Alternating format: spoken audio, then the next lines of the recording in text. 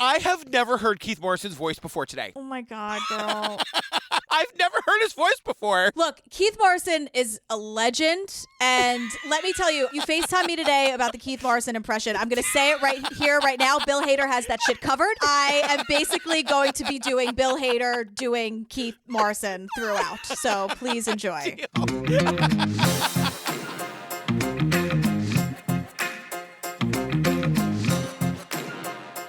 Hi, Julian Pensavalle. Hey, Patrick Hines. Banana. You guys, we are so excited. So wait, can you say the name of this? I still can't do it. Okay, it's the Beatrice 6, Keith Morrison Investigates. But here's the thing, Discovery Plus totally hooked us up. So this is available to stream exclusively on Discovery Plus starting today. So they gave it to us early because they just knew that we would love it. And I did love it. Did you love this? Loved. I mean, I'm furious, but I loved it. I can't believe I didn't know this story. It's such a good documentary. It's a two-parter. We're doing it as a one-parter. Thank you, ID. I love you. So, girl, if they want more of you and me, if they want to hear more and more and more episodes, where can they find us? Well, they can find us on Lady Pates, also known as the Patreon. You guys, there's over 160 full bonus episodes to download and binge right this second. They're all ad-free. It's where we do all of the series, so it's everything from like I'll Be Gone in the Dark to The Vow to what are we doing? Oh, we're doing Night Stalker. Yep, and then after that, we're doing Heaven's Gate, and we also did The Jinx. We did Serial Season 1, a podcast. That was a whole crazy ride. We did like 20 episodes of Making a Murderer. We did The Staircase, Lorena, The Menendez Murders, Lacey Peterson, Tiger King, Don't F with Cats. It's all there on the Patreon, you guys. You get all of that at the $5 level, and then at the $10 level, you get all of that and like ad-free versions of these episodes. Yeah, and we're also doing after parties where we just hang with you. We take questions, we give advice, we send you out videos sometimes. Maybe you'll get a magnet in the mail. Like, depending on the tier, there's a lot going on. There's one more thing I want to tell you about. So we have a Facebook group. It's the True Crime Obsessed Podcast Discussion Group. Go join it. Find your best friends. Yeah, we got a lot to give you all the time. Like, there's a lot of us out there. If you're into that kind of thing.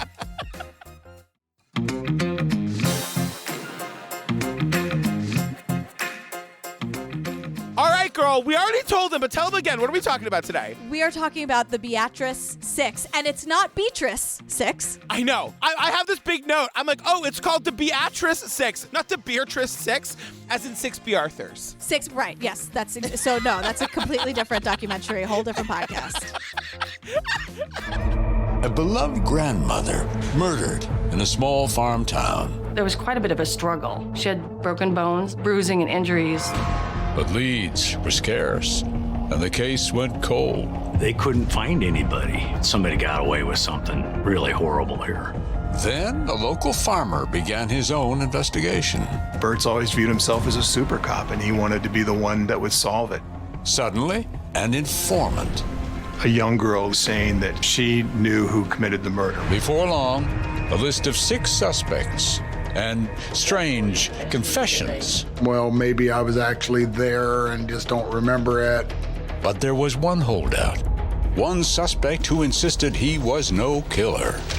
He knew he was innocent. He's the only one that did not cave. A mystery of memory, dreams, and DNA. A case thought closed, forced, wide open.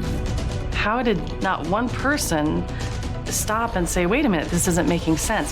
This was the worst miscarriage of justice in the history of the state of Nebraska, and probably one of the worst in the entire United States. Oh, all right, get us started, girl. Look, Keith Morrison is just peak Keith Morrison. I don't know if he's ever not just 100% himself, which is like a great way to live. I mean, he's as old as God. Like, so he's figured out who he is through his lifetime, and he is really shining here. Yeah, you've seen that viral video of Bill Hader on the Today Show meeting Keith Morrison, right? I have not. Explained to people who Bill Hader is in case they don't know, and like the connection. Okay, so Bill Hader used to be on SNL. I knew him in a past life. He probably couldn't pick me out of a lineup, but he was the best dude ever. And he does all these impressions on SNL, and he loves Keith Morrison, and he loves Dateline, and Bill Hader is one of us and loves true crime. So he would always have these like Dateline sketches on SNL where the person would be like, oh, so we opened the trunk and my brother was there. And then it would be Bill Hader's Keith Morrison like, oh, was he all right? And they were like, no, Keith Morrison, he was dead because he was in the trunk of a car. I was walking along the lake one morning and I saw something floating on the surface. Ah. Was it Wilson the volleyball? No, it was an arm. Ah. Did he slap you 5? No, it was a dead arm from a dead body. Oh, that's terrible. And so Bill Hader just like fell into all of our hearts doing this Keith Morrison impression. And then on the Today Show, they were like, oh, hey, Bill Hader, do you want to just like watch Keith Morrison record some of this voiceover that you do? And Bill Hader's like, shit, this is so fucking rad. And he's so adorably fangirly. And then like Keith Morrison walks into the room and Bill Hader is beside himself. It is the purest, most wholesome thing. If you want to smile for like 5 whole minutes, please watch that video. It is the purest, most amazing thing. I don't know how you get better than Keith Morrison. I knew he was going to be here. I knew he was going to be here. Oh, my gosh. Wow. Oh, my gosh. Man, you're the man. I think you extended my career a couple of years. Oh, really? Oh, my gosh. Wow, So this is the coolest thing of all time. This is where me and Bill Hader are like one and the same, because I had never heard Keith Morrison's voice before. And I was like, it's so distracting, I could not pay attention to any of the coming up on. Because I literally wrote, I'm like, what is happening? Are we having sex or is he going to murder me? Like, it's a very like, he's either really into you or he's a serial killer and you're about to meet your fate. Right. It's banana. His voice is bananas. Just get ready. So we're in this place, Beatrice, Nebraska, and I just wrote this note of like, we're getting an If These Walls Could Talk about this like gorgeous, cool, old brick building. I mean, this is, again, peak Keith, just giving us this history that kind of goes nowhere, where he's like, you know, we're at the Lincoln Telephone and Telegraph office. This was home to the Lincoln Telephone and Telegraph office, where telephone girls spent their days connecting calls. Ancient history now, of course. They all went away. But the building stayed and was reborn as a downtown place to live. And became a downtown place to live. And I'm like, a downtown place to live? Oh my God. But you know, this building is really cool. It's like old historic brick building. And this is the setting for this like brutal murder that's about to happen. Right. So our victim, her name is Helen Wilson. She lived in the second floor of this building, Unit 4. She was a widow. Her husband died kind of like early in life, and she never remarried. She loved being a grandmother. And we learn about like how thoughtful and generous and quirky this Helen Wilson was. Yeah, we meet her grandson Shane, and Shane says she was known as Little Miss Sunshine. That's what everybody called her. Why would they call her that? Just because you never seen her with a scowl on her face. She always had a smile. She was known as Little Miss Sunshine because she was so happy, and I said, that's not a nickname anybody would have for me. And then my fingers typed Little Miss Drunk Time. You're like, It's what's so funny about that is that like Keith Morrison, she's called Little Miss Sunshine, right? And at one point he's like, did she have any enemies? And I'm like, Little Miss Sunshine? No, she didn't have any enemies, Keith. Wait, I'm not getting any credit for my joke about Little Miss Drunk Time? I'm going to get you one of those books. Remember the Little Miss, the Little Mister, like Little Miss Trouble? I'm going to make you one, or a little poster, Little Miss Drunk Time.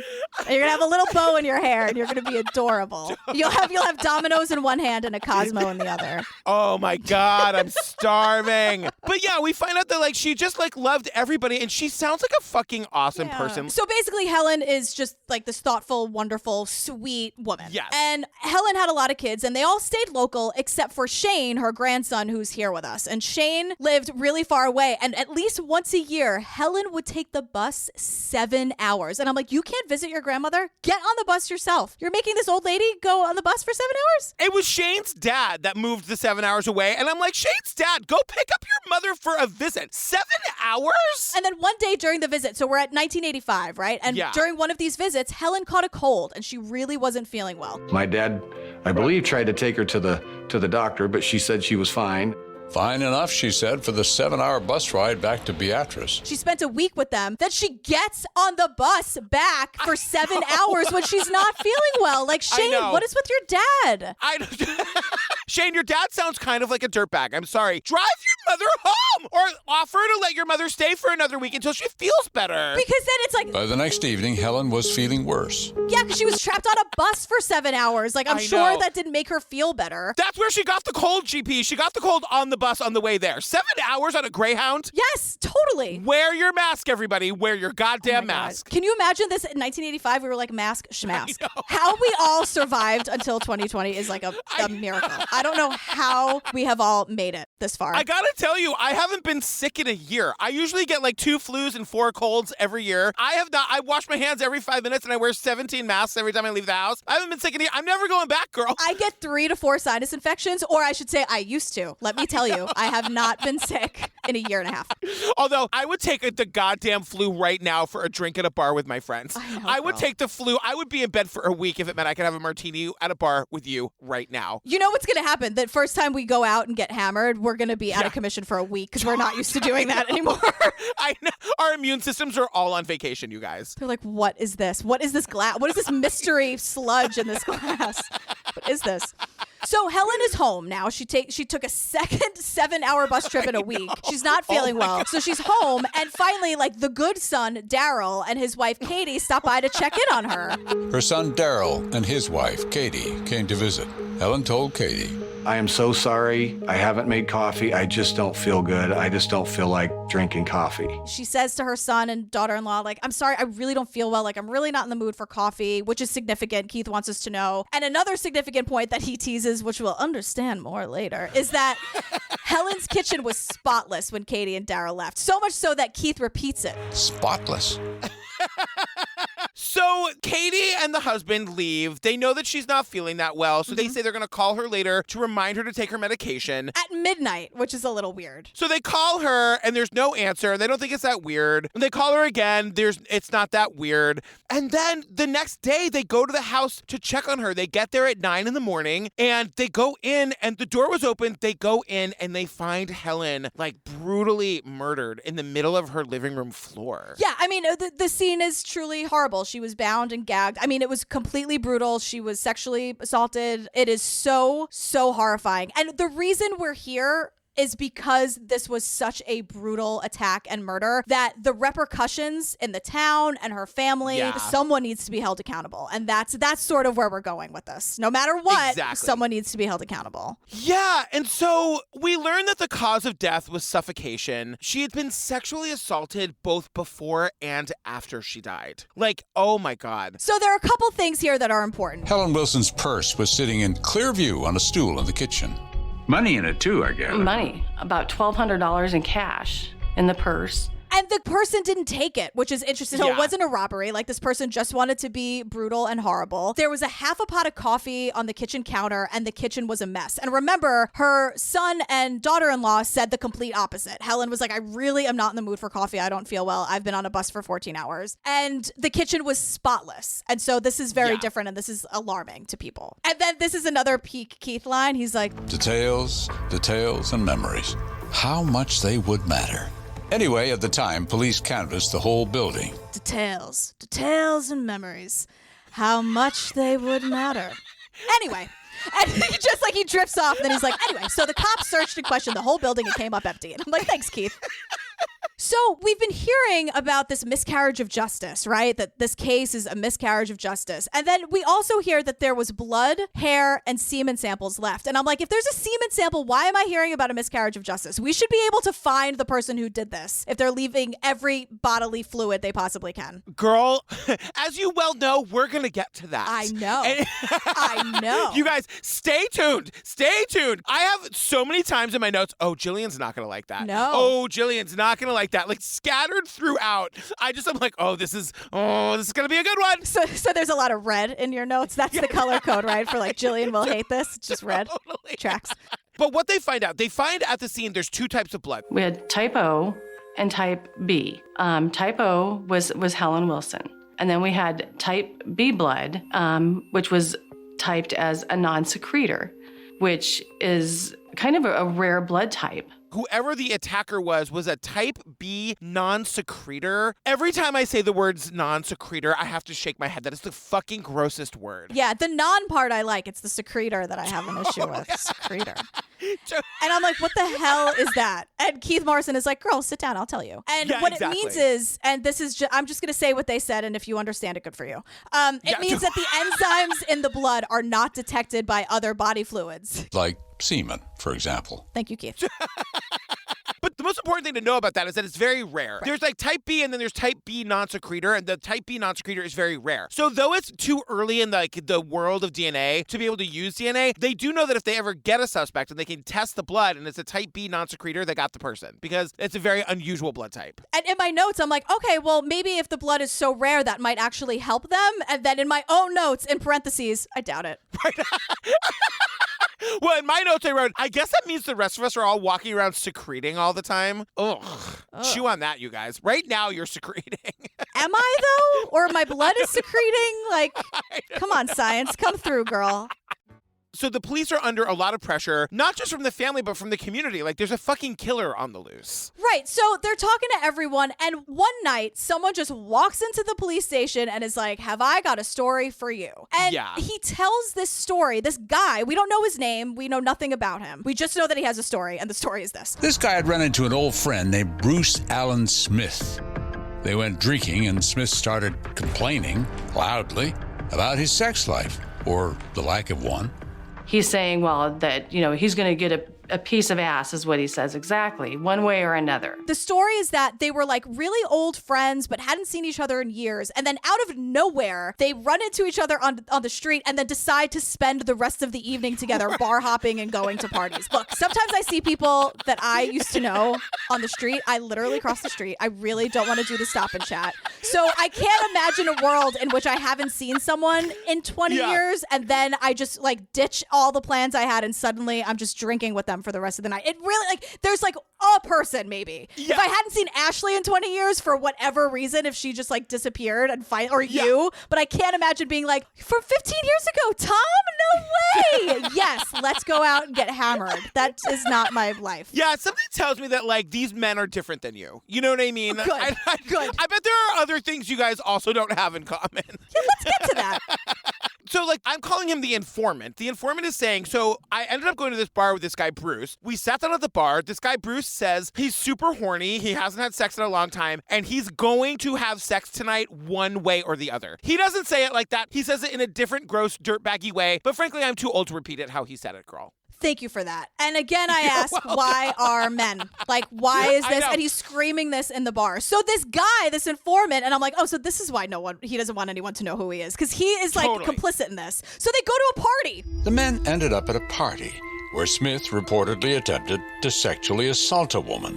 And so he gets kicked out of the party. So the man drove Smith home. The informant is enough of a dirtbag to be like, you know, I'm actually going to leave with the sexual assaulter. I'm not going to stay and like have my drink. I'm going to go with that guy. Right, who I haven't seen in 20 years. Like, you're going to lay your reputation on the line for this asshole? Like, you barely know the guy. Ugh. So basically, the informant tells the cops that he like took this guy, dropped him off downtown. The area where he dropped him off was 2 blocks from Helen's apartment where the murder happens like an hour later. It's freezing cold. To me, this is really important to know. It's like 5 degrees below zero. We'll find out later it's the coldest night of the year, and it's about 4 a.m. And like, that's the last time the informant sees this guy, Bruce. And this is where we also learn this guy, Bruce, his grandmother used to also live in that building. And it was full of bad memories for him. Apparently, he didn't get along very well with that grandmother. Probably on him all the time, and he didn't like that, and it would have been 5 below zero, the coldest night of the year, bitter, bitter cold. And this would have been the first door that he came to. Bruce had a terrible relationship with his grandmother, so that building was filled with bad memories for him. And I'm like, oh, maybe because she knew you were garbage, you absolute piece of shit. Like, maybe she hated you because you deserve to be hated. So another thing, the cops found a wallet in the alleyway next to Helen's building, and it belonged to a woman who was at the party that they got kicked out of because he tried to rape someone. It's her wallet. Yeah, and the cops are saying, like, that woman reported her wallet stolen, like, right after she left the party. Like, all signs lead to this guy, Bruce, is the killer. All signs. Or as Keith says it, cookie crumbs. Yes. Yeah.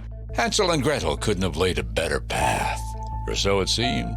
Cookie crumbs. I love his little jazz hands. Cookie crumbs. It's amazing. Keith. Oh, my God. So the cops look into this Bruce guy. Of course, he has a criminal history, including burglary. Yeah. By the time they find this out, Bruce Smith has left town. So they track him down, right? He's in Oklahoma City, and they're like, hey, did you commit this horrible, like, brutal rape and murder in this building where your grandmother used to live? Mm-hmm. And so we're told that, like, he, like, says that he has no idea what they're talking about, but voluntarily gives them samples of his blood and his hair. And right away, I was like, oh, I mean, this guy's human garbage, but that's pretty telling if he's, like, willing to give, like, those samples. But again, remember, this is before anybody knew anything about DNA. So he's probably thinking, what can you even get from that anyway? You know? Right. And what we find is that it is bee blood, which is what we're looking for. But unfortunately, he is a secretor and not a non-secretor. So we're looking for... I know. I'm sorry. That word is so gross. Come on, science girl. We love you so much. You got to throw secretor at us? We're always on your side, science. So he is type B secretor. We're looking for type B non-secretor. So according to this DNA lab, he is not a match. Let him go. So knowing that this guy, as good as a suspect as he looks, isn't their guy because the blood type doesn't match, the cops cast a wide net and they're interviewing hundreds of men. It was a laborious, time-consuming process. They interviewed hundreds of men and took blood samples from many of them too. But no matches. They were no closer to finding the killer, and months passed. So the case kind of goes cold for a while, and that's upsetting to a lot of people. But then a guy named Bert the farmer comes along. That's how he is in my notes. He's a farmer. His name is Bert, and here we are. So this guy, Bert, most people around town know him as Bert. He lives like a little bit outside of town, and we learned that he had worked with the police for 5 years. Like this guy, Bert, is really, he's kind of like Dwight Schrute from The Office. Yes. He's like really into the police stuff, and he like really wants to be involved. So because of this, and because the case is kind of stalled, Helen's family hires him as a private detective. The family hired Bert Searcy because they were unhappy with the police department's lack of progress. It's like a 5-alarm fire for your family, right? Absolutely. Figure it out. Absolutely. And nothing goes. Day after day goes by, you hear nothing. Correct. We felt like they wanted it to go away before they wanted to solve it. And so we also learn about this town that like they have a police force, but they also have like a sheriff's department. And somehow those two things aren't the same. They're like separate things. I don't get it. They're rivals. Why is that? Which is never good when two sides of law enforcement want to fight against each other and not be on the same side of trying to get the bad people. Do you know what I'm saying? Like that is never a good thing. So the thing is like the police department, they're like, we have our own investigation going. We're on it. And this guy, Bert, runs for sheriff, loses. And then the guy that won calls him and is like, girl, actually, I kind of need a deputy. It's very Michael Scott, Dwight Schrute. I'm just making this parallel right now. Yes, and you're absolutely right. So just to be clear, Bert used to be a cop. Then he was a farmer and he was researching Helen's murder since it happened, right? Like on his own. So then the family hires him as a PI because the cops aren't doing anything. And then in the middle of this, he gets hired as the deputy sheriff, which is different from the cops. You following? Does that make sense? Yes. So now he feels like this is his opportunity to like really investigate this case. And the sheriff is like, nah. And for 2 years, he kept pestering DeWitt for the sheriff's office to open up his own investigation of the Helen Wilson murder. And for 2 years, DeWitt kept telling him, we don't have the manpower. That's the Beatrice PD's case. We aren't going to do anything. But Bert kept at it. And at it. This guy, Bert, just like is poking the actual sheriff in the arm for a year. And finally the sheriff was like, girl, fine. Do whatever the fuck you want. Right. Just leave me the fuck alone and go investigate this case if you must. Because what's happening is that like the minute Bert is like officially investigating this case, there's a breakthrough. Like that's very suspect to me. Like Bert has had shit up his sleeve for a really, really, really long time. And Keith with the shade we all know and love, he's like, Searcy later claimed he brought that information to the Beatrice police, although there's no record of that. Bert claimed that he brought this information to the police, but there's no record of that. Right. So what we learn is that there's this 21-year-old informant. Her name is Lisa. She has 800 last names. I could not write them down. Long name, mouthful. And she's all like, usually I don't give a shit about that, but she's a fucking liar. So here's what Lisa tells Bert. Lisa told Deputy Searcy that on February 5th, the night of Helen Wilson's murder, she and her then boyfriend, now husband, saw a car driven by a man named Tom Winslow pull into the alleyway by the old brick telephone building on 6th Street. Helen Wilson's building. And then there's another woman that she sees in that car. Her name is Joanne Taylor, and another man by the name of Joseph White. All three of them together. This guy, Joseph White, his nickname is Lobo. That was easier to write than Joseph White, so I call him that a lot throughout the rest of my notes, so there's no confusion. They rely heavily on the Lobo name in this. And if you're wondering why he's called Lobo, hold tight. It's a roller coaster ride. We'll inform you in just a minute. So she's saying, I think maybe they did the murder because I saw them there at like what would have been the right time. So then she says, and also, girl, the next morning, ... or maybe the morning after. And Keith Morrison really wants us to slow down on this, that like her initial statement was that the next morning this next thing happened, but then she eventually changes her story. But she's saying she was standing across the street from Helen Wilson's apartment building in the small park outside the high school. Police cars had gathered outside the building, she said. And that's when Joanne Taylor approached her. Joanne, the murderer, according to Lisa, shows up, returns to the scene of the crime, which everyone no one should ever do, and says, no, tell them to do it, girl. You guys, if you kill somebody, go back. Do it. I'm so sorry. Oh my God. Always go back to the scene of the crime and make sure all of your location services are on your phone. We want to know exactly where you are at all times. So this Joanne Taylor person says, oh my God, hey Lisa, funny running into you here at the scene of the crime, and confesses all of it. At 7:30 in the morning, girl. 7:30 a.m. Yeah, and so then Joanne's like, hey, I'm confessing to this murder. Also, and we don't know the relationship that Lisa and Joanne have, because Joanne is not only saying like, oh, like fancy meeting you here at the scene of the crime, but here's my confession. Also, do you have $500? I need to get out of here before they come get me for all the murders I just committed. And I'm like, who believes this? Bert, you suck. Yeah. You suck as a lot of things, but you suck as a cop for many reasons. But because you were like, this story sounds so legit, I'm going to keep annoying my boss to pay attention to it. Yeah. And then according to Lisa the liar, as I have her in my notes, she calls Joanne a liar, and Joanne gives her all of the details that only the killer would know about when they broke in, how the body was found, what was found near the body. Like, this story is all being taken by Bert, the undersheriff, right? And Bert believes the story to be 100% true. So, if you remember, the driver of the car that was like pulling into the apartment building at 10:30 at night, his name is Tom Winslow. Now that Bert, the PI cop sheriff farmer guy, has gotten the story from Lisa, he's got to go now corroborate the story with this guy, Tom. And since this confession is coming like 4 years after the murder, Tom's now in jail, girl. Yeah. So, oh God. You guys, the story's got layers. So they go to Tom in prison and they're like, hey, girl, so here's the thing. If you corroborate this Lisa the liar's story, we can help you out on the sentence. We can get you out of here if you just tell us what we need to hear. And like suddenly Tom's like, oh, shit. Yeah, OK. Because before he was like, I wasn't there. I don't even know what you're talking about. And they're like, yeah, or we can get you out. And he was like, oh, shit. No. What did she say? Because that's all true. Right.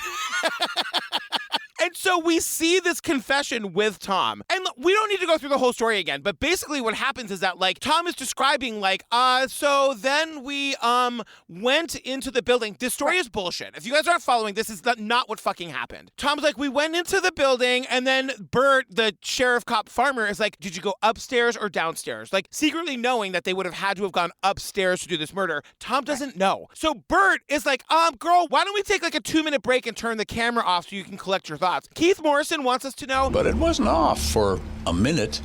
It was 44 minutes. Then they turned on the camera again. Tom all of a sudden knows they went up the stairs, and he's just much more compliant and knows certain things that he didn't know before. That camera was turned off for 44 fucking minutes. While Bert tells him what to say.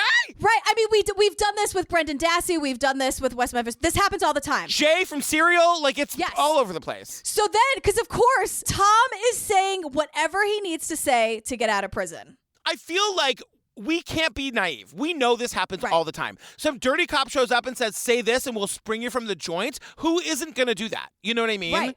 So now they're like, okay, Lisa the liar, we totally believe her story. Tom Winslow corroborates it. Now we got to get Joanne and Lobo because they were here too. And we have 2 people on the record saying that they were involved in this rape and murder. So now we're getting this guy Lobo's backstory. And, you know, he's the second of 6 kids. He grew up in Alabama. We learned that after high school, he went into the Army Army and then moved to Hollywood. And one of the lawyers goes, Joe was about 6'4" and extremely handsome. And he went to Hollywood thinking he was going to be a movie star. It didn't quite work out. You know, Joe was 6'4" and extremely handsome, and I just sat up a little bit taller. Come again now? Well, look, you're going to have great posture for the next couple seconds because we learn. Do you remember before we started talking, I was like, I've got stuff to tell you. Oh, This is the section, girl. Of course. Oh, my God. Obviously. And that's exactly what I said you were going to say. So we learned that he wanted to be a movie star. That didn't quite work out. Instead, you guys, this guy Lobo does like naked porn wrestling movies. And the reason his nickname is Lobo is because in like the gay porn wrestling world, his name was Lone Wolf Bronson. And I just wrote ... All I will tell you is that these videos exist. Stop. The look on your face. You side googed? Well, in this case, it didn't necessarily require. Shut your mouth. This is amazing. What is happening? Tell me everything. I need photos. So of course, I'm like a gay man in my 40s. Of course, I know about these like oiled up naked wrestling videos from like the 80s and 90s. They were like a thing. Of course, I know about them. Of course, I've seen them. I didn't know this guy by name, but I went and Googled Lone Wolf Bronson naked wrestling. Comes right up. It comes right I just Googled Lone Wolf Bronson and nothing comes up. Do I not have the gay goog?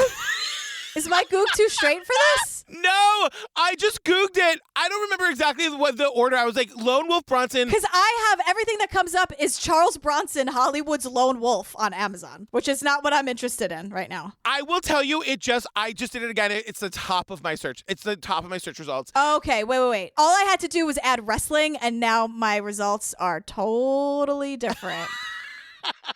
They don't look like they're having much fun on the cover. I mean, if you watch the video, it does appear that they are enjoying themselves.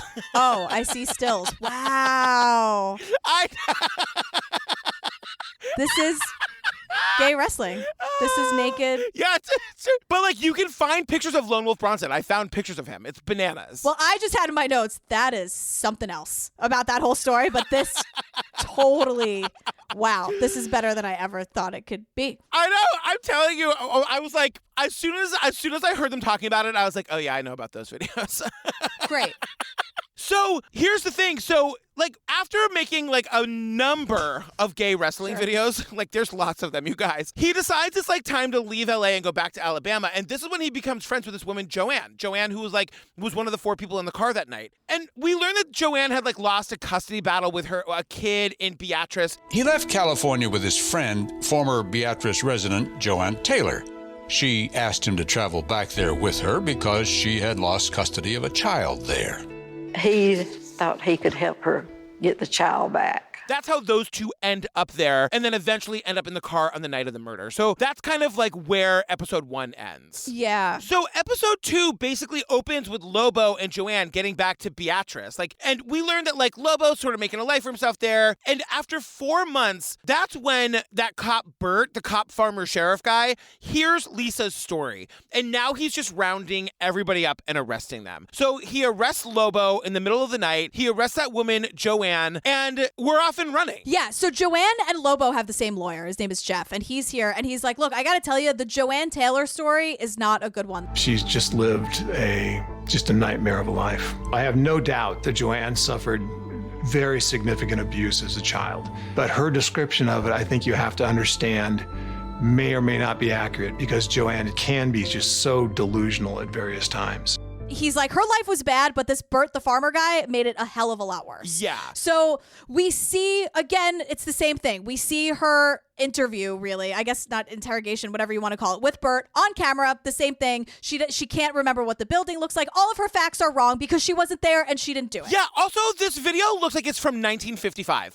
This was the 80s. Why are these videos so bad? Well, I was just looking at screenshots from another video from the 80s, and that quality looks very 80s to me. Mustaches for gays. Mustaches for days is what I meant to say.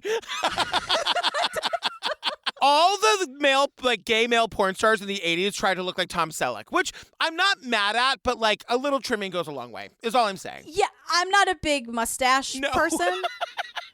So I don't get the Tom Selleck thing. Yeah. So, of course, Joanne's story doesn't match what Bert wants her to say. So right on cue, Bert stops the tape to take a break and whatever, just like Tom, whatever. 19 minutes, girl. 19 minutes. Joanne's memory was, quote, much improved. You guys, her original story was like, it was a 1-story house. We were there doing yard work. You guys, it was like 5 degrees below zero and 11 o'clock at night. All of a sudden, the video comes back on and she remembers every detail. The brick apartment building, what floor it was on, the ripped $5 bill, the coffee in the pot. This girl's memory is like on fire, as they say. Yeah, but now what gets even worse, Dr. Wayne Price, I hate this person. I hate him. He's right out of a Ryan Murphy, like, murder, torture at the asylum guy. He looks like someone who just loves to physically torture people. And the thing about this guy to know, the most important thing is that he is a doctor. He's a psychologist who has a previous relationship with most of these people because most of these people have mental health problems. But he's also an undersheriff, so he's a member of law enforcement. And, like, we get all these different stories about how, like, he's pretending to be using his, like, doctor badge, but he's actually using his undersheriff badge. So there's no like doctor-client privilege when they're talking to him. Because he worked with Joanne when he was assigned to her when her daughter was taken away from her. So her lawyer's like... Wayne knew just how severe Joanne's borderline personality was. And the other thing about this guy is that he does this thing where he's like, oh, you don't remember being there because you weren't there. That's not a problem, girl. You've suppressed that memory, and I'm going to show you crime scene photos and videos of the crime scene, and then the memories of you being there will just start coming back to you in your sleep. This is a thing that he uses against these like mentally unwell people, and it works. Yes. And that is, but the repressed memories, that is not a thing. So I think maybe in one episode I was like, that totally happens, but no, that's not like science says no. But I do know, like, if something traumatic, sometimes like, oh, I blocked it out. Saying like, oh, I blocked it out is not the same thing as repressed memories, which is what this doctor/sheriff wants you to think. It's bullshit. Exactly. But here's the thing. So they're calling all these people in, right? They have like Tom Winslow, they have Lobo, they have Joanne. All the people that were like allegedly in the car that night that woman Lisa saw. Right. And that's great, right? But there's one major problem. Not a single one of them has the blood type they're looking for. Not a single one of them is that type B non-secretor blood. I'm sorry, I had to say it. But that's why they have to keep adding people that they're calling in and arresting, because they'll call somebody in who does not have a memory of being there. They'll turn the tape off, get them to say the right thing, then test their blood type and realize they couldn't be the killer. So then they have to keep adding more people. That's why this is called the Beatrice 6, you guys. If the first person they had talked to had like a B non-secretor situation, this would be the Beatrice 1. It'd be a much shorter episode, Keith Morrison. Yeah, we'll put a pin in that. We'll get right back to it. So at one point, this guy who did time with Tom Winslow, the first guy where the cops were like, if you say that Lisa's story happened, we'll let you out of prison. He was like, fuck yeah. So some guy that served with him is like, oh, my wife was there. Can you like cut me some slack too? The man said he knew all about the murder and had even heard his own wife was involved. Her name? Deborah Sheldon. She happened to be a distant relative of Helen Wilson. And like Joanne, Deborah was a troubled soul. Deborah also suffers from mental illness, and she knows this Dr. Wayne guy who's the psychologist sheriff. He also worked with her. So, number one, the story about her being there just isn't true, and we'll get to that later. What kind of asshole husband is like, I'm kind of tired of being married to her. I'm just going to say she did it. I mean, truly, none of us are safe. Like, none of us are safe from any of this. You think your husband won't turn you in? Like, look again. Like, think again. Holy shit. Listen, you better make that HelloFresh good for Mike tonight, or you are going to jail. I better watch my shit, man. I mean, who the hell knows? Like, tomorrow, you'll be like, where's Jillian? I don't know. Oh, so Wayne, that garbage psychiatrist who plays cops and robbers on the weekends or whatever, he comes to evaluate Debbie, who he also had a relationship, and he's like really forcing this repressed memory shit on her. And basically, like, they call it like, oh, he quote works with Debbie, and then he's like leading her down this path, and suddenly Debbie comes up with the name James Dean, and Keith Morrison is like, James Dean.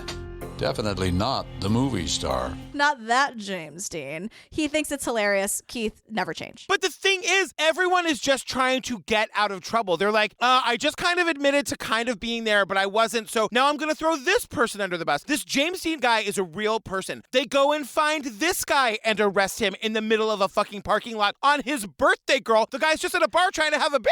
I did not catch at all in the 10 times I watched this that it was his birthday. Oh my God. So they arrest this guy because Debbie still doesn't have the the right blood. Maybe this guy does. They arrest him. They bring him in. The doctor comes to see him and is implanting memories in his brain, girl. And the thing is, James Dean, like our James Dean, is with us today, which is like, oh, okay, so okay, this worked out in some way because James is here talking to us.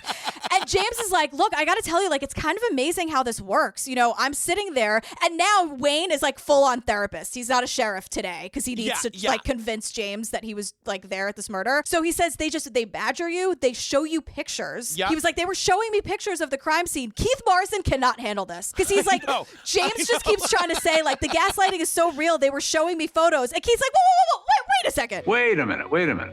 They showed you pictures and videos? Oh, yeah. And at the time they showed wait a minute, hang on. They're doing interviews with you when they're trying to persuade you that you ought to plead guilty, that you helped kill a woman, and they're showing you pictures of the crime scene in which you were supposedly doing these things. Like the Keith Morrison voice we know and love is gone because he's so enraged, and poor James like can't get the story out. Keith's like, wait, James, hold on a second. Wait a second. But the thing is, it works. Like, this guy was like, I wasn't there. I didn't do it. And then quickly is sort of like, he's in jail. And all of a sudden he's like, oh my God, maybe I fucking was there. Right. So now they got him on the hook. But guess what, girl? Not the right blood type. Of course it's not. Well, we have five arrests, one more to go. This is called the Beatrice 6 after all.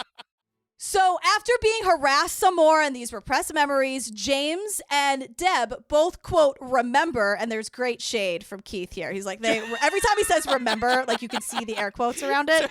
Suddenly, a sixth person is involved in the crime. Her name is Kathy Gonzalez, and she did happen to know this guy, Lobo, the gay porn star. Mm-hmm. He's not gay in real life, you guys. He just does gay porn for the money. Sure. And she also lived above Helen Wilson, so there's another connection there. They test her blood. She has type B blood. But guess what, you guys? She's a secretor. Which is a good thing. She's not the killer. Yeah, but they're saying, you know what? The type B blood, it's close enough. They don't say this, but they're like, juries are stupid enough. Mm-hmm. It took them to get 6 people to find somebody with a type B blood, and now they're all going down together. Right. So there's 6 of them, right? And 4 of them admit to being involved. But Lobo and Tom Winslow, the first guy who was driving the car, they will not budge. They're like, we're not admitting that we did this. But the other 4 are like, I guess I was there. Because the lawyer for all of these people, he's with us now, and he's saying Kathy Gonzalez. She decided they're giving me a plea deal with a recommended 10-year sentence. I could be out with good time. I'll be out of prison in just a little over 5 years, or I could spend the rest of my life in prison or possibly be executed for something I didn't do. She made a business decision. Kathy, the one that has sort of the right blood type, fully knows she didn't do it, but like feels like she has no options. This happens every day. All the time. All the time. So now, like, you know, the 6 of them are in custody. Lobo and Tom are going to trial. And everyone's really excited because, like, Sheriff Farmer Burt solved the thing, right? Yeah. And this is where Keith Morrison, who I'm convinced writes his own copy, is peak Keith. Because he's like, certainty is a wonderful thing. Watch out, lest it slip away. Certainty is a wonderful thing. Watch out, lest it slip away. Keith. Oh my God. And the thing that we have to remember, that I force myself to remember in these documentaries, is that like we have all the information now because we're watching the documentary. The people in the town don't have any of this information. They just think that this guy, the farmer, sheriff, cop guy, they're like, he figured it out. He's a genius. He's a wonderkind. Right. So Lobo and Tom are the 2 saying that they weren't there. They are tried separately and Lobo goes first. So Lobo's trial begins in October 1989 and they move it like 30 miles down the road or whatever. It doesn't end up making any difference. The strategy of the prosecution is just to make him like look bad. And of course, the first thing the prosecution talks about is the gay porn. Of course, it's like the 1980s in Nebraska. Of course it is. And the prudes fell for it. They were like, well, he must be a murderer. Prudes. Bunch of prudes. I love that they're like this white conservative Nebraska jury immediately like shot daggers out of their eyes. But I like to imagine there's like this one Mary. He sends a question from the jury room. You know how they do that sometimes? Like, and his question is like, just so I can really investigate this, can I get like a name of the VHS that I can go and rent? Or like asking for an autograph. What if he was like, oh my God, I have all 4 of your tapes. Volume 3 is my favorite. I know it's like sort of a deep cut. But I love Volume 3. I love that move he did at like the 22-minute mark. On top of the porn, they also start parading these witnesses. And the witnesses are the people who confessed to being there and took pleas. So it's the rest of the Beatrice 6 who's testifying against Lobo. And everyone, like they're all up there saying that he did it. And they're describing him doing a murder that he didn't do and a rape that he didn't do. Saying things like... James Dean said he was threatened by Joe White. Also testified that, but says, yeah, he enjoyed the sex. And I think jurors took that to say, wow, how bad could this guy be? And it works. I mean, of course it works. Like, Lobo gets convicted. He gets life in prison. And then Tom, the other one who said that I didn't do it, he's like, fuck that. I'm not going through a trial like that. And he accepts a plea deal where he gets life in prison too. Right. So, and then Joanne goes to prison for 10 to 40 years. Debbie, Kathy, and James Dean, they all get 10 years. And then everyone forgets about the case because everyone's like happy that Farmer Sheriff Burt solved it. And so Keith's like... And things went quiet around Beatrice, Nebraska. Back to normal. For a while. Back to normal for a while.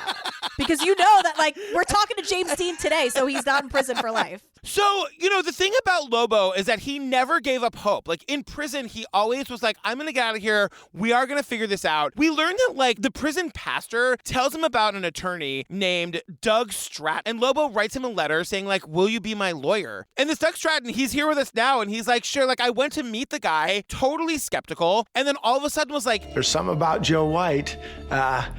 Doesn't make any sense, but you believe him. He has a calm sense of shrewdness about himself that you believed. So the lawyer is like, well, then let me go talk to that guy, Tom, and see what vibe I get from this guy, Tom. So he goes to see Tom, and he's like, all right, but he says before Tom even sits down, he's like, so your friend Lobo is saying, like, he's saying he didn't do it. He's clinging to the story that he didn't do it. I know you guys have been in jail for 15 years. And Doug, the lawyer, says... And Tom hadn't sat down yet. Big guy looks at me, starts crying, and he says, I wasn't there either, but no one would believe me. I didn't do it either, and nobody would believe me. I know. It's so heartbreaking. And then Doug, the lawyer, is like, wait. I have some good news. It's been 15 years. DNA is a thing right now. And we could totally look into this. There was this new law passed, and felons are now able to ask the state to test this DNA that was never tested. Are you in? Like, are you into that? And they're both like, yes, can we please test this DNA? Which is amazing. And, like, this is why this documentary really is so good. Like, the timing is so perfect that, like, DNA technology was growing at the same time this law was passed. And so we're back with Tina. She's like the detective, like, today that works with the local cops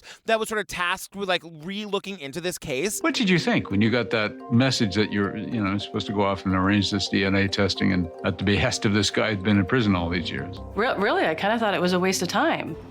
Plus, more than 2 decades later, was the evidence even testable?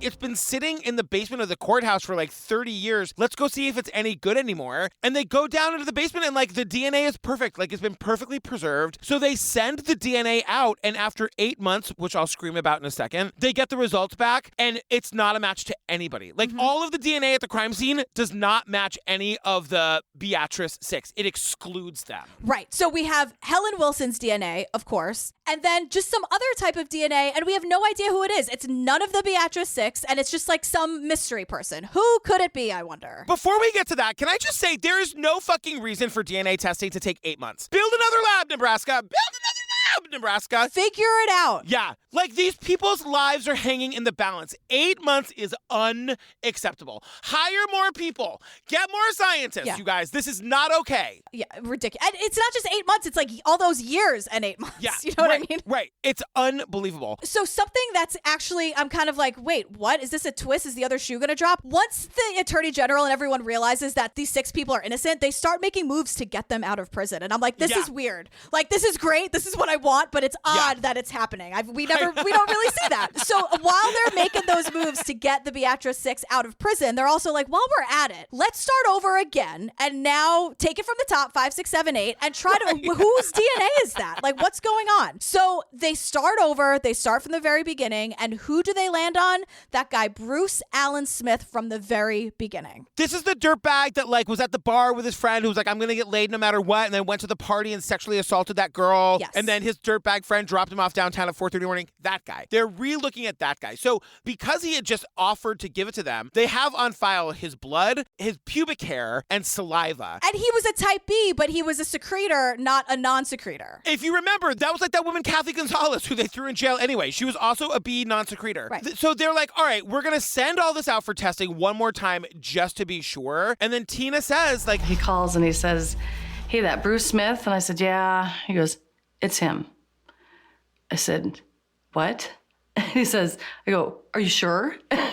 He says, yeah, 100%. Without a doubt. And Keith and I are both like, wait, what? Like, how did this happen? You tested that DNA. That was the first DNA you tested. How did you mess that up? Back in 1985, when this murder happened, they sent this guy's DNA samples. And remember, like, DNA was in its infancy at the time, but they sent his samples out to this lab, a lab that was run by a woman named Joyce Gilchrist. And she fucked it up. I mean, there's just no way to say it. And now, modern day, in looking back over Joyce Gilchrist's work, her work and testimony had contributed to at least 4 convictions that were later overturned when they figured out that she just fucked up. She just fucked up the testing. She fucked up, and she was never convicted of anything, of course. She just gets to, like, live her DNA lab life. This woman got fired in 2001, but had no repercussions. She put all these people away, ruined their lives by fucking up her work. Like, this is where is this woman? And if there are 4 that were overturned, there are countless that weren't. Like, it's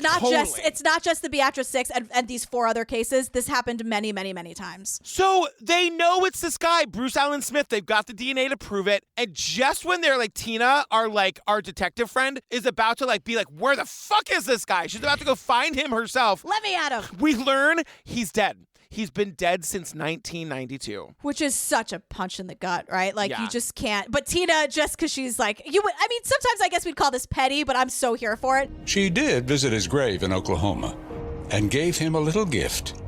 She laid a printout of his DNA report on the headstone. That was the closest way for me to put handcuffs on him I was ever going to get, so.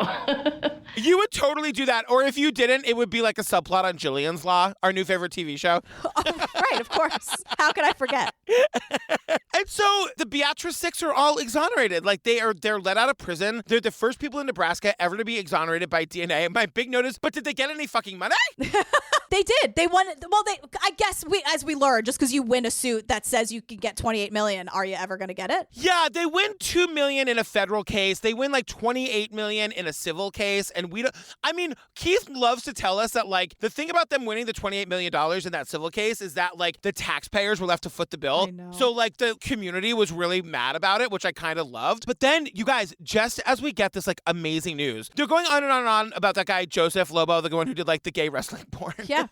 Oh, I remember. You don't have to keep reminding me. I think we all remember the gay wrestling. I just like to say gay wrestling porn on our podcast. I don't get to say that often, girl. Gay wrestling porn. Good job. This is a fun job today.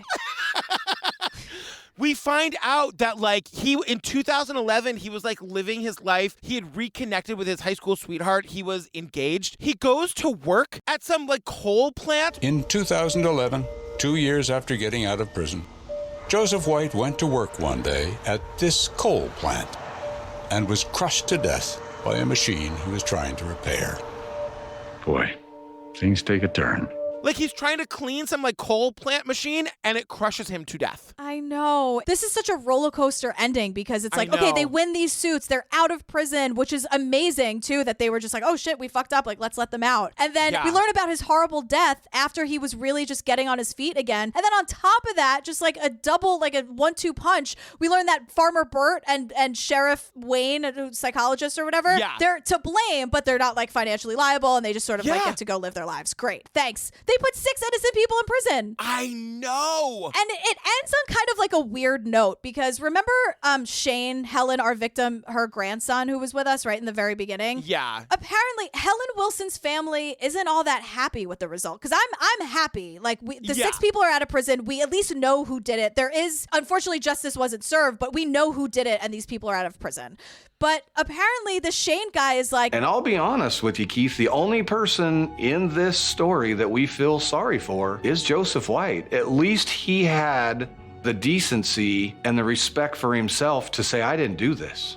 And he maintained that from day one. The other 5, like, I still kind of think that they had a hand in it. And I'm sitting here and I'm like, Shane, I know you're grieving. I'm not going to pass judgment on that, but the science isn't lying here. It was that Bruce guy. I know. It was a really shitty ending, and I do get it. It's like, you know, and he says that everything we thought to be true for our entire adult lives, you're telling us is wrong. And, like, it might have been one thing if they could have let those 6 out and put the right guy in jail, but, like, that guy's dead. So there's no resolution for them. It's terrible. Like, I mean, the only way this could not be a terrible ending is if this woman didn't get murdered. Stop murdering people. Right. Like, if we could start right at the beginning and maybe just prevent it all from happening. Because Shane ends, he's like, our family adores Sheriff Burt. And I'm like, I'm sorry, Sheriff Burt had a hand in this taking so long for you to get any kind of closure. Like, this is on Sheriff Burt, too. You know, I just have to say, for all the ups and downs, Keith was always a constant here for me. For me, it was the gay wrestling porn. Oh, good. They both track. I mean, I guess either anyone could have called our reactions from a mile away that I would just be loving spending time with Keith Morrison, and you are just fixated on the gay porn. And I love you for it. Wouldn't have you any other way.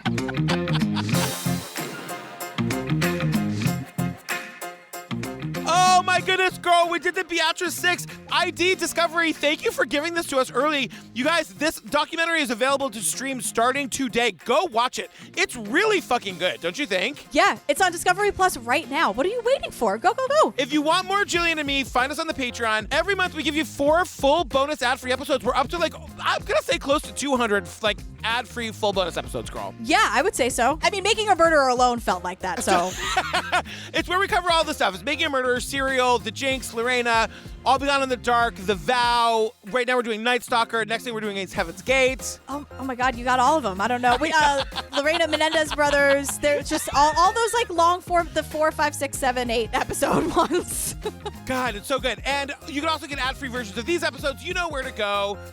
Girl, what are we doing next? We are doing Who Killed the Co-Ed next. Oh, tell me about this. I don't know about this. This is about an Indigenous college student and her murder. And it's kind of like there's a lot of their ex-boyfriends and restraining orders, and is her friend involved? It's very convoluted, and I really want to know what happened to this poor woman. Yeah. Well, this was a long one, so we're not going to give you all the handles. You know where to find us, you guys. You know. Stay tuned for the trailer for Who Killed the Co-Ed, and then after that, the hilarious and amazing outtakes. We love you guys. I love you. I love you. And Keith Morrison, if you ever want to hang, we're here for you. And gay porn, send me samples to the office. Girl, the internet is here at your disposal, and it's free, probably. I really don't need any more gay porn, you guys. I'm fine. Bye. Bye. She was killed just off campus. Hedgepeth's roommate found her body in their apartment. It's the heart-rending murder that mystified a college community. It was a brutal slaying. Ray was the sweetest person in the world. I can't believe in it, but I'm still in shock. Now, in this 1-hour special report, we'll take you inside the murder investigation of Faith Hedgepeth. The note said, "I'm not stupid, bitch, jealous." Police have DNA and the murder weapon.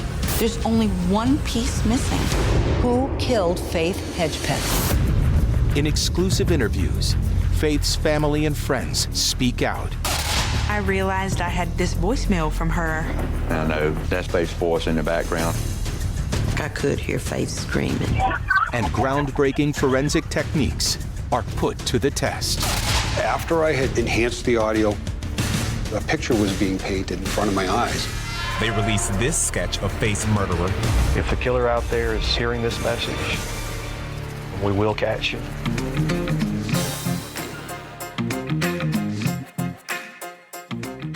We are in a place called Beatrice, Nebraska. Beatrice. How do you say it? Beatrice. Beatrice rhymes with mattress. Beatrice rhymes with mattress. That's what I'm going to say it. Great. I know that this is not the point, but it is a little odd to have people over at like 7 o'clock and make coffee, no? Clearly you're not from Queens. There's always coffee. Always. What Keith says, because, you know, like, she didn't answer at midnight, and he's like, strange, but not alarming. And I'm like, someone use that as the title of their autobiography. Strange, but not alarming. The Jillian Pensavalli story. Keith says, oh, man. Oh my. That must have been wild, right? Wild. Why are men? Why are men? So...